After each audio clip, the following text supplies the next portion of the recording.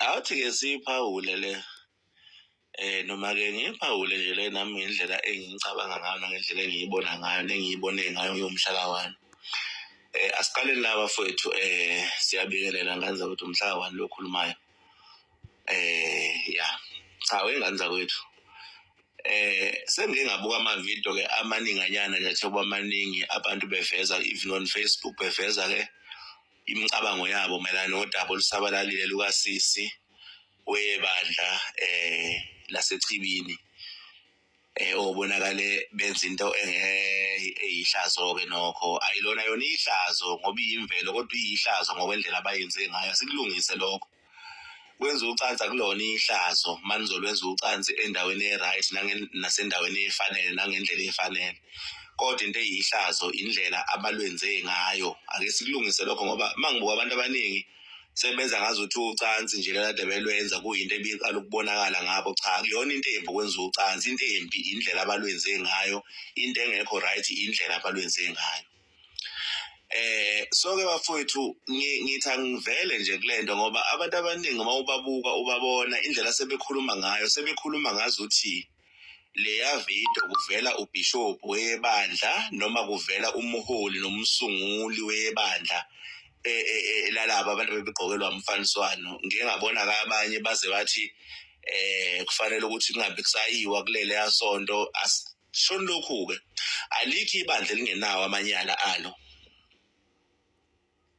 Alikho ibandla nawe la usonta khona kunamanyala. Umehluko ukuthi ngoba mhlambe mhla enzekile amanyala nina nakwazi ukwagcina ngaphakathi njengebandla athathwa njengezibi zasekhaya akhulunywa ngaphakathi aphela ngaphakathi angaphumela ngaphandle.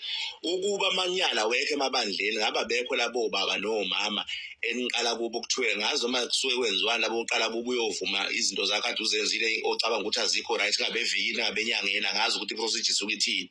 Lo for the fact ukuthi khona labo bantu bakhonela khona ukuthi kuyazi ukuthi abantu bayazi izinto ezingekho right usuku nosuku.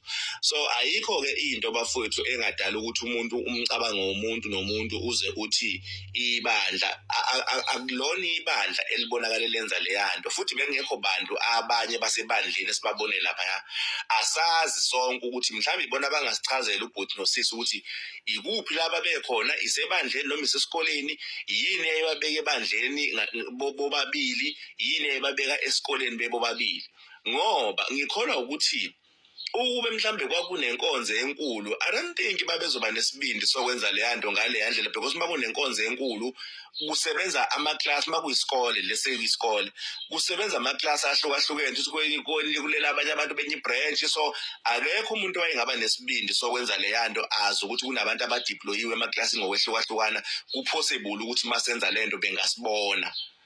So nami I'm failing to understand ukuthi babenzani lapha bobabili babefike kanjani neuniform yebandla bobabili ngale yandlela anganaseni because akuyona icontent abenziyona icontent. They were having sex yabo bebenza yona impela sex but kuningi nje ogcina unga-understand okuyibo bobabili abangakwazi ukuphendula ukuthi yini ayibabeka lapha ngalesa sikhathi. But nje bafowethu angithandi ukuthi mina abaningi bethu bese sehlulela ibandla ezifu sifice thina ama-members ebandla onke ebhizinali leyanto abantu ababili abenze leyanto.